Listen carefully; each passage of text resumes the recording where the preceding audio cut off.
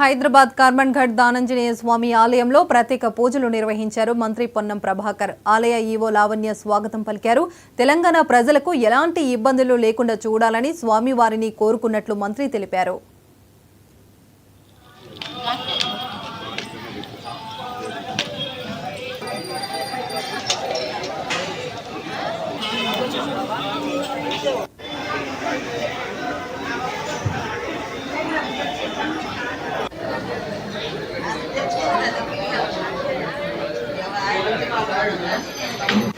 పాప అమ్మాయి మీద చేసి 44,000 వేసాను వాడికి 42